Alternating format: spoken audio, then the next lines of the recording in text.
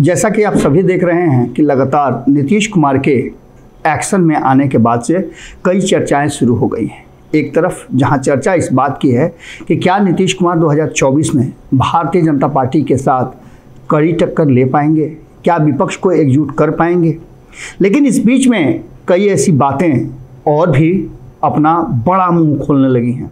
एक तरफ जहां बिहार में 40 सीटों पर रोकने की बात चल रही है कि बिहार की 40 सीटों पर रोक देने के बाद यहां तक कि ललन सिंह ने कहा था कि उनके पास कहां ज़्यादा है, 30-31 सीटें तो ज़्यादा ही हैं। अगर ये सीटें हम रोक देते हैं, अपने ले आते हैं, तो निश्चित रूप से सरकार से उनका बेदखली हो जाएगा।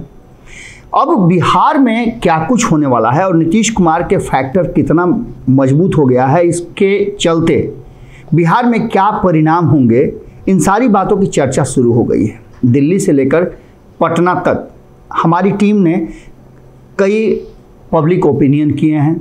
इसके अलावा कई निजी एजेंसियों ने सर्वे करने शुरू कर दिए हैं और नीतीश कुमार के महागठबंधन में आने के बाद बिहार में किस तरह का रिजल्ट होगा, भारतीय जनता पार्टी की बेचैनी क्यों है, ये सारी बातें हम आपको इस सर्वे के हिसाब से बताने जा रहे हैं। और ये आपको बता दें कि लगभग 10-11 महीने पहले हमारा ये आकलन है।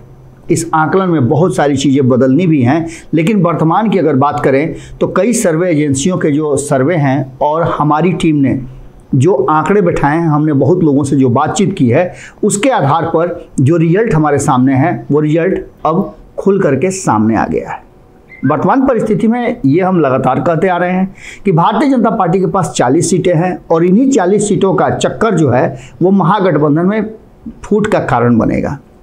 हालांकि जिस तरह से नीतीश कुमार ने ये बात स्पष्ट कर दिया है कि जो जहां मजबूत क्षेत्रीय दल होगा उसकी वहां वर्चस्व होगी, वो अपने हिसाब से अपने साथी दलों को विनिंग सीट पर जीतने और लड़ने की सलाह देगा।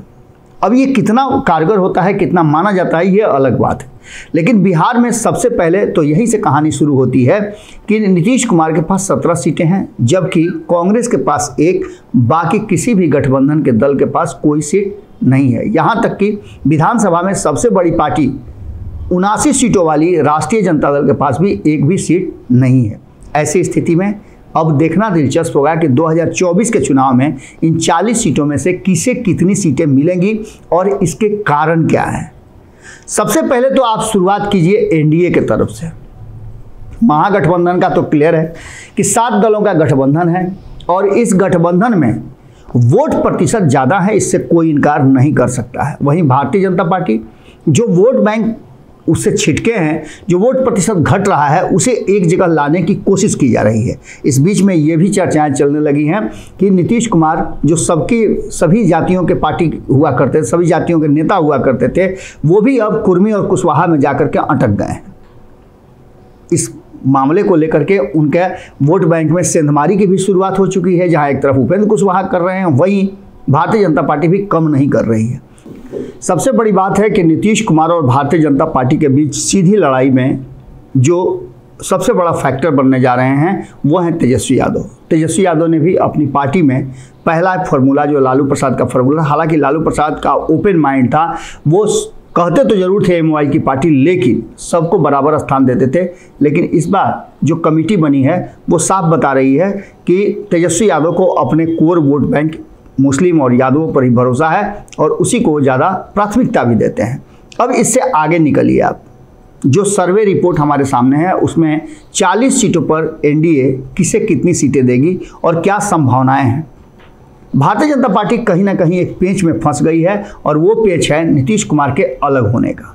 नीतीश कुमार के अलग होने के बाद नीतीश कुमार वाली 17 सीटें किसे दी जाएंगी, इस बात को लेकर के अलग अलग जो दल हैं वो दबाव बनाए हुए हैं। इसके साथ भारतीय जनता पार्टी को अधिक से अधिक सीटों पर लड़ना है, तो ये मामला कैसे सुलझेगा। साथ में आपने देखा होगा कि किस तरह से दोनों खेमे लोक जनशक्ति पार्टी के चिराग पासवान और पशुपति कुमार पारस अपने अपने खूंटा गाड़ करके अड़े हुए हैं कि वो चस से मस नहीं होंगे, एक साथ नहीं आएंगे, उसका भी खामियाजा भुगतना पड़ सकता है।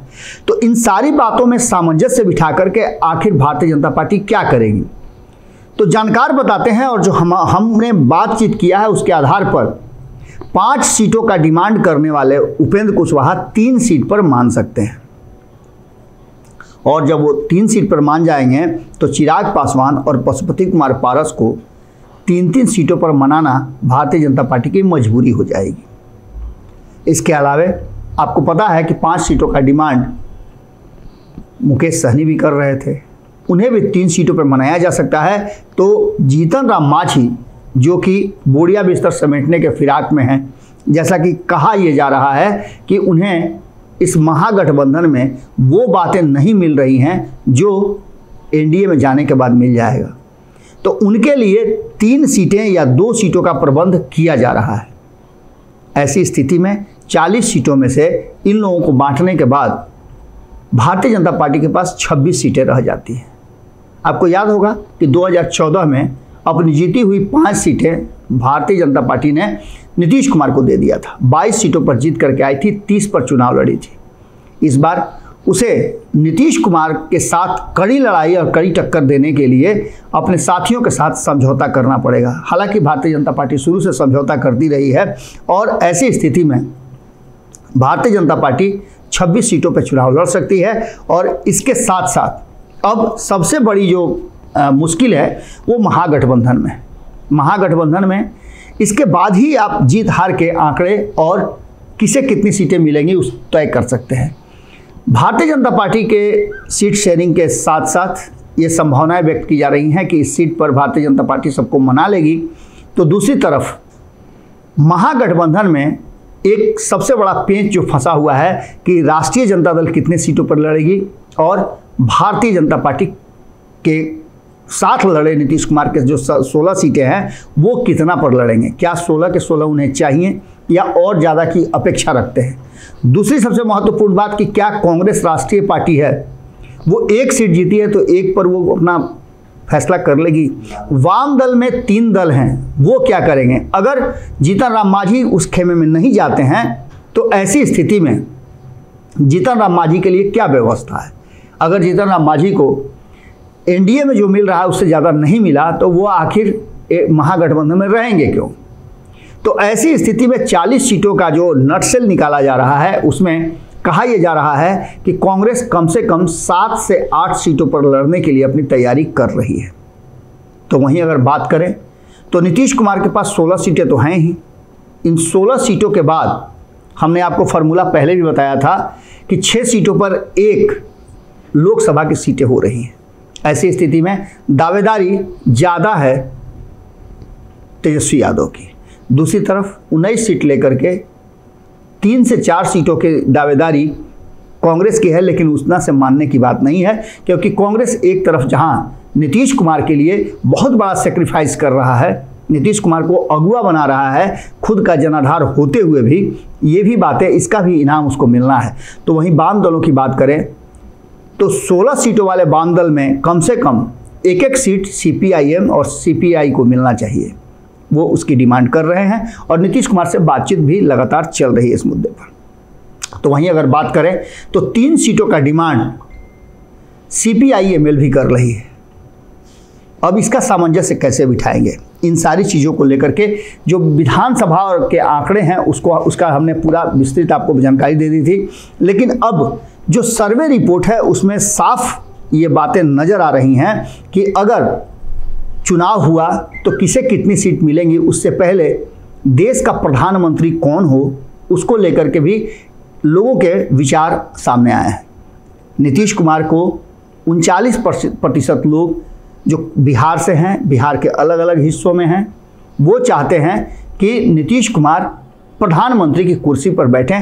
ऐसे 39% लोग हैं जो नीतीश कुमार को प्रधानमंत्री देखना चाहते हैं, और ये बिहार से जुड़ा हुआ सर्वे है।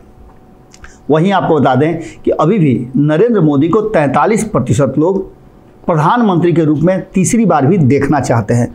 राहुल गांधी की बात करें तो उन्हें 13% लोग और अन्य के खाते में 5% जो वोट है वो जा रहे हैं। इसका सीधा मतलब है कि कहीं ना कहीं अभी भी नरेंद्र मोदी इस मामले में आगे बढ़ रहे हैं। अगर वोटों की बात करें तो महागठबंधन के पास वोटों की अगर कैलकुलेशन देखें तो महागठबंधन 50% से ज़्यादा वोटों को अपने पास लेके आ रहा है। जो वर्तमान उसका स्ट्रक्चर है, उस स्ट्रक्चर के हिसाब से तो वहीं 40% के आसपास एनडीए को वोट आता हुआ दिखाई दे रहा है। यानी यहाँ पर सीधे भारतीय जनता पार्टी पर भारी पड़ रही है महागठबंधन, तो अन्य लोगों को 5% से 10% वोट आता हुआ दिखाई दे रहा है। ऐसी स्थिति में अगर सीटों की बात करें तो 40 सीटों में से इस बार भारतीय जनता पार्टी को जबरदस्त घाटा हो सकता है। अभी वर्तमान में 17 सीटों पर भारतीय जनता पार्टी जीती हुई है, बाकी की 23 सीटें अलग अलग दलों के पास है, जिनमें से 6 सीटें लोक जनशक्ति पार्टी की है। तो इसको अगर जोड़ लेते हैं तो 22 सीटें होती हैं। अभी भी भारतीय जनता पार्टी का वो कोटा फुल नहीं होता है, क्योंकि नीतीश कुमार के रहते हुए 39 सीटें जीत करके आई थी। नीतीश कुमार अब अलग हो गए हैं तो उनकी 16 सीटें घटा ही दिया जाए, और इसके साथ साथ जो 2019 का वोट शेयरिंग है वो भी आपको बता देते हैं कि 2019 में जो वोट शेयरिंग हुआ था एनडीए का वो था 54%, जो घट करके 2024 में 39% पर लगभग 40% हमने आपको बताया है कि आ रहा है।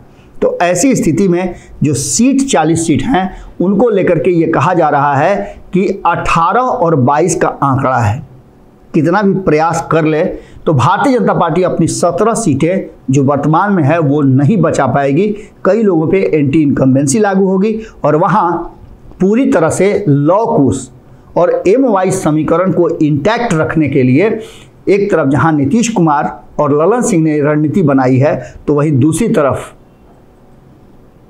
आपने देखा होगा कि किस तरह से लालू प्रसाद से स्ट्रेटजी डिस्कस करने के बाद तेजस्वी यादव और जगदानंद सिंह ने अपनी कमेटी का गठन किया है। हर जिले में जो जिलाध्यक्ष और महासचिव बनाए गए हैं उनका जाति और उनका गठजोड़ देख करके आपको अंदाजा हो गया होगा कि एम-वाई और लॉ-कुश को छटकने नहीं देने के लिए सारी व्यवस्था की जा रही है। अब ऐसी स्थिति में भारतीय जनता पार्टी इनसे कैसे निपटेगी? इस बीच में इस सर्वे रिपोर्ट के हिसाब से अगर देखा जाए तो जो सीटों का बंटवारा है उसमें अब तक 50-50 का फॉर्मूला माना जा रहा है। यानी 40 में से 20 सीटें एनडीए को जाएंगी और 20 सीटें महागठबंधन को। ये आंकड़े उलट पलट हो सकते हैं। अभी 1 साल पहले का ये आंकड़ा है जिसमें बदलाव होने की पूरी संभावना है।